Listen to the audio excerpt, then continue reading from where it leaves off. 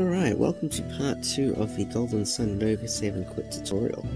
First time we covered some of the basics in Golden Sun, and following that we're going to go do a whole bunch of videos on each of the different segments of the game.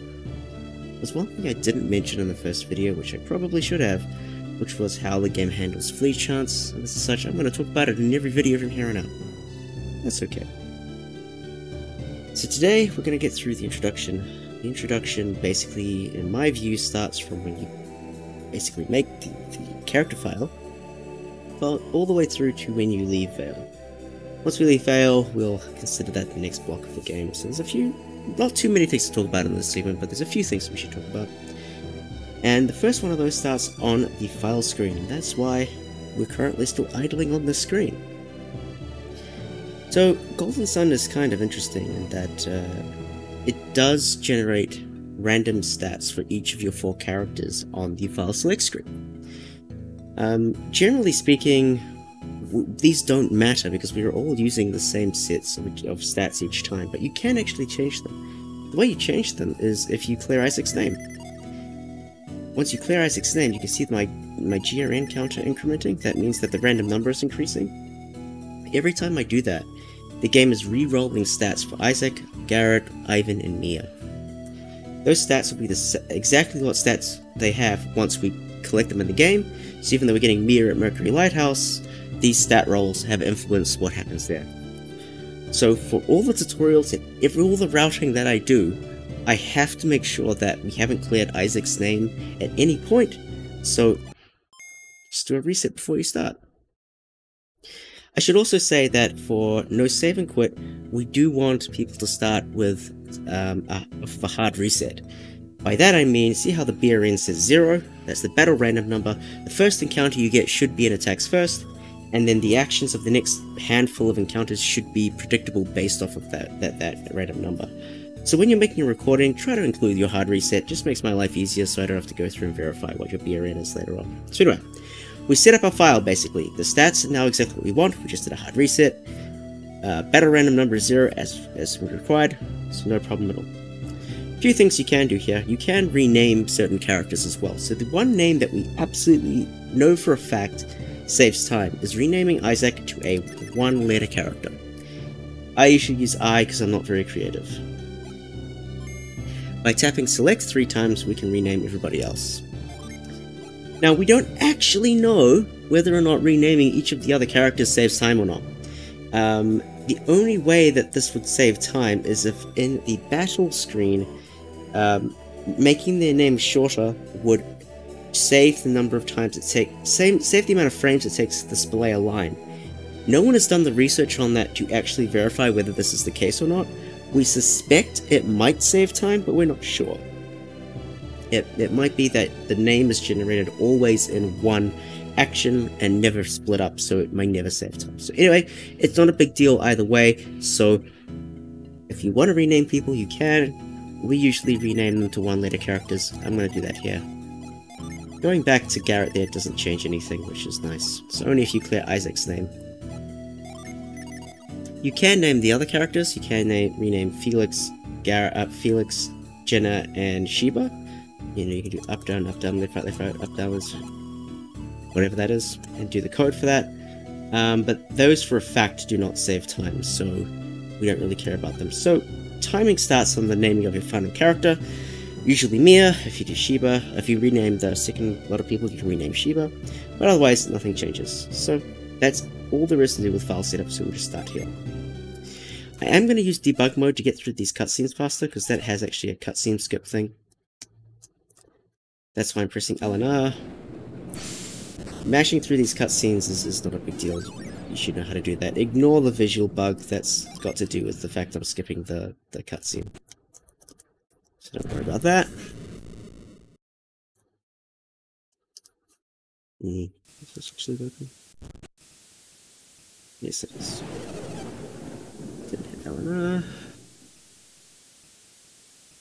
There are lots of yes-no dialog boxes. Almost always you're going to say yes. There are a few times where you're going to say no. We'll point those out. So the first thing you want to do is, there's a little bit of delay between when the cutscene ends and when you get to pick up movement. So I like to move first And once I've got control of Isaac, I will, at this point, more or less, change the text speed to fastest. So text speed on fastest, so at normal, one character per frame renders at normal, one word per frame renders at fast, so we pick fast, and that's why the names don't matter. So I'm going to try and position Isaac in such a way that when I get Garrett, it's going to minimize the amount of time that Garrett takes to walk to Isaac, so it's about... Nope, I'm too far to the left, that's fine.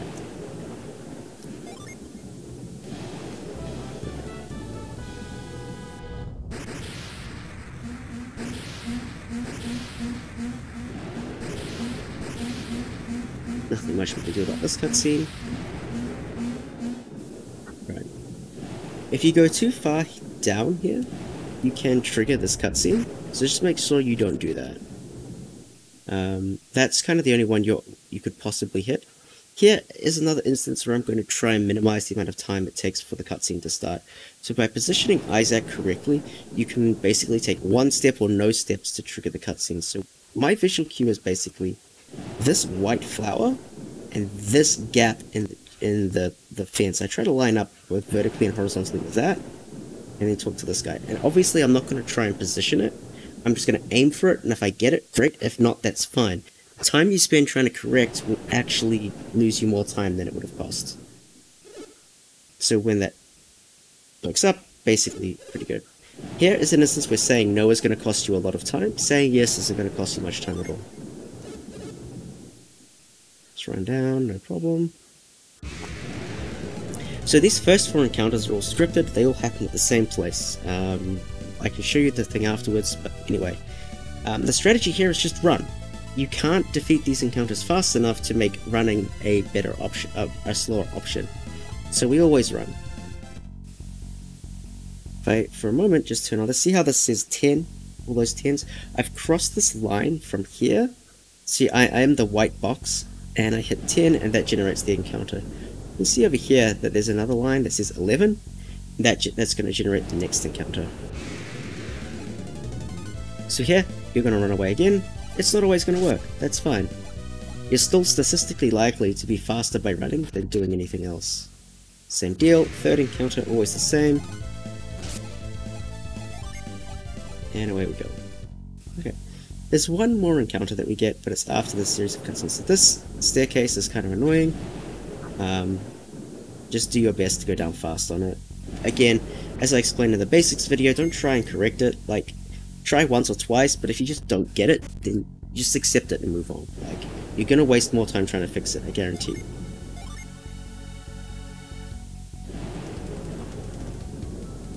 So the final encounter is just over here.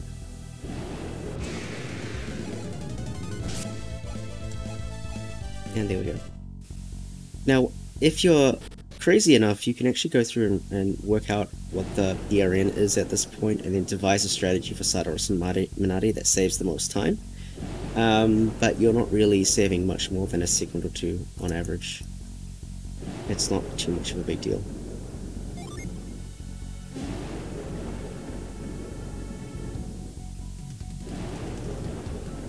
I'm really sad they didn't include this debug mode feature in all of in the actual release, so we could skip cutscenes. It would have been really nice. Move on all the way back. What I'm going to do here is, like, there's two things we can do here. If you run this way, notice how Isaac takes a while to walk to the edge. It's actually faster if you just do that, so then there's less time that Isaac takes to walk to the position the cutscene starts. So we do that. This happens. Oh no. Stuck there, that's nice. Same deal here, I'm going to do that little movement to try and minimize the amount of steps that Isaac takes to leave the room, because that's actually a cutscene. Here's Saturos Menardi.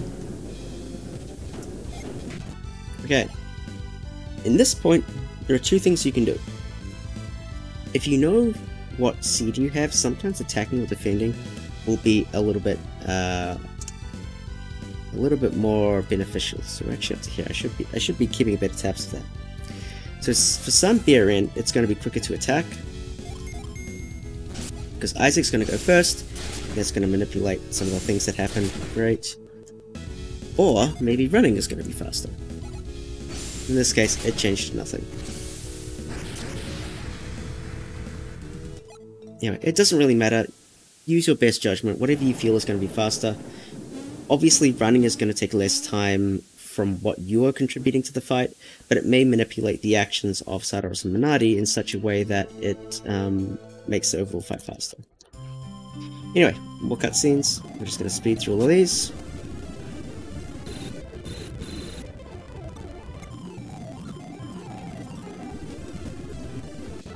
Okay, so the one thing I want to say here is that there's a brief amount of lag between you can actually start moving or not.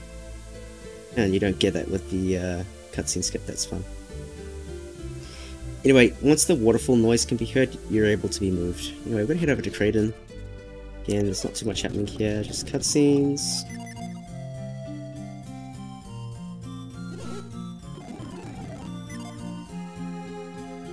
And as you can see, I'm always trying to position Isaac in such a way where he's walking to the cutscene with the least amount of steps, so that's not a problem. Okay, this guy here is a bit of a jerk. So this guy here is going to block our path up to Sol Sanctum. Doesn't matter which one you say, it's basically the same thing. So this guy here is really annoying, because if you just run straight up, you're going to get hit. You don't want to do that.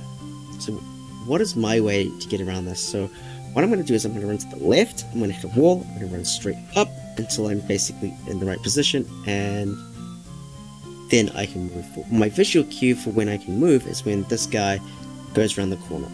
So once this guy turns, you can now pass through the area without being caught. So the instant that he turns, you're able to move.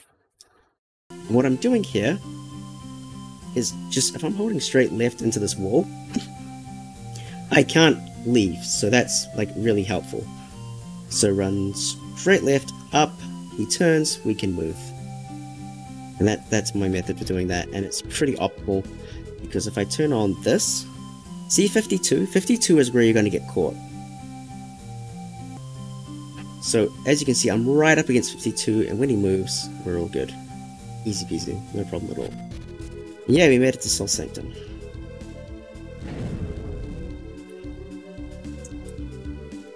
So now we're going to talk about flee chance.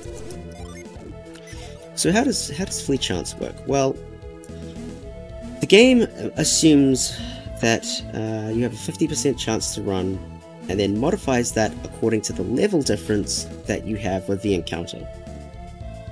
So the encounters that we face here are either level 1 or level 2. We are all currently level 1, so our party level is 1. So the way the game works is it takes the average level of your party, compares it to the average level of the other party, and calculates the difference. If the difference is, let's say, 1, it takes that difference and then it multiplies it by 5%.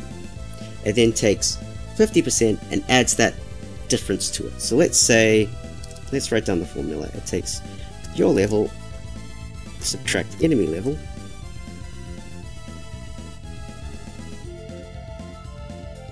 and then the flee chance is 50% plus 5%. So in this instance, we have a level 1 minus a level 1, which is 0. So the flee chance for this fight is exactly 50%. If, however, it was a level 2, if we were level 1, the enemy was level 2, and that would be -1. So then the flee chance would be 50% minus 5%, because it's -1 times 5%, which is 45%. So as you can see, we have roughly between 50 to 45% chance to flee in any of these fights. And it turns out that statistically, you're going to be faster to run away from a fight than to fight it. Even if you can clear the fight in one action, it is still statistically faster to try and run. This encounter here, for instance, Jenna is pretty fast. She could use Flare, but as you can see, I can't even clear it consistently with one action. So it's almost always going to be faster for us to just run away.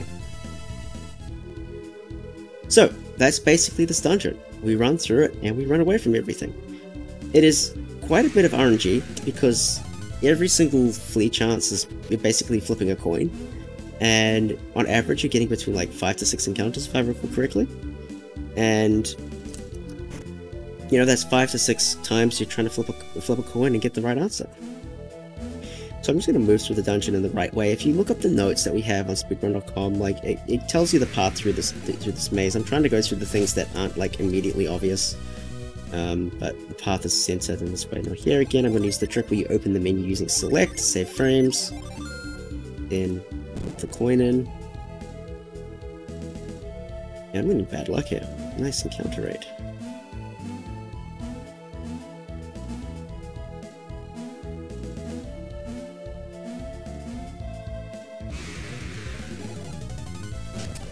Nice, caught by surprise.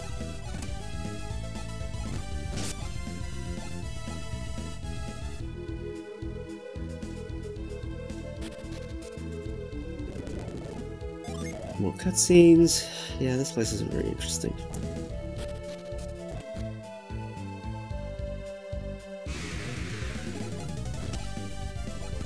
There's really only one other thing I want to... There's actually two other things I want to discuss here. So the first thing is hotkeying stuff. So if you notice so far, I haven't actually hotkeyed any abilities, and it will be important for us to hotkey them at some point.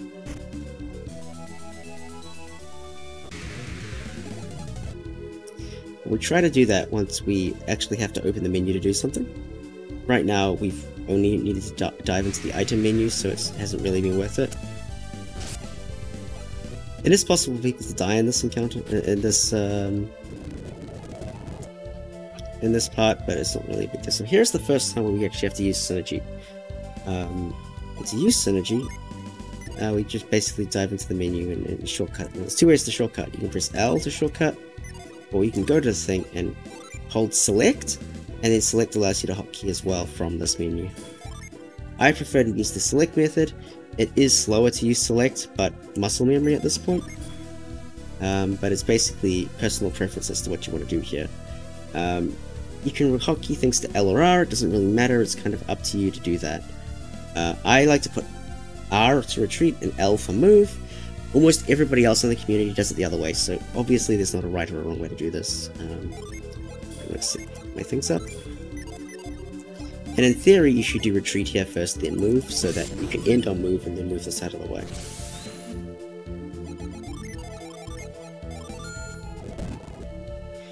Okay, there's not much else that's going on here. Just a bunch of cutscenes. I do want to talk about the elemental lights, though. Move these guys into position. Please get into position.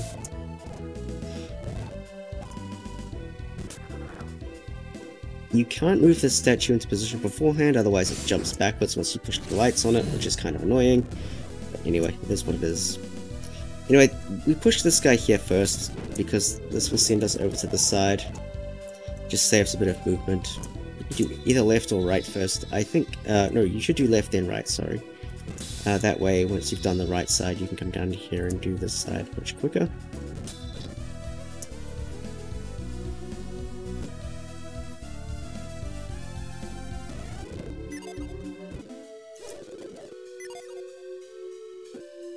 And there we go, yay. Kraden has become a pixel thin because of the cutscene skip. So the only thing I want to say here is how you should put the stars into their positions. A lot of people get this wrong. So you can pretty much interact with these statues from any direction.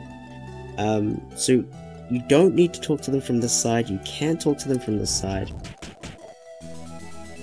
And it doesn't cost you any time at all to do that. Your Kraden's actually a stick. Nice. So that's important, because once we come up here to the Mercury one, it's actually quickest to go diagonally up right here, like that. So just upright into the statue.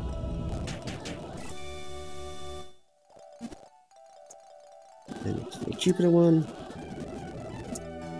So the Jupiter one is actually kind of interesting. It's in theory fastest to do this,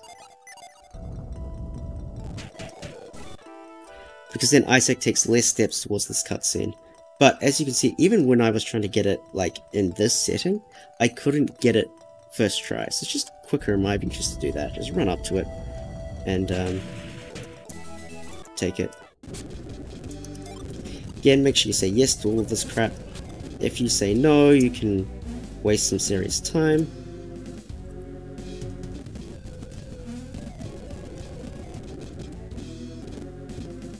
Oh my god, I can't jump today.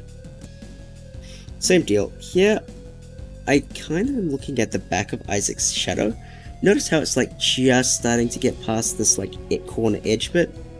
If I interact from this distance, I get the Mars star, and I basically take barely a step towards the Mars star location. Yeah, we get to go through the sequence of stuff with the wise one.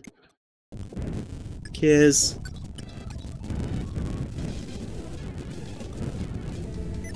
Last thing we need to do is just get the retreat out of here. Conventional retreat, very nice. One final thing before we're done with this video. There's this cutscene here which is really dumb.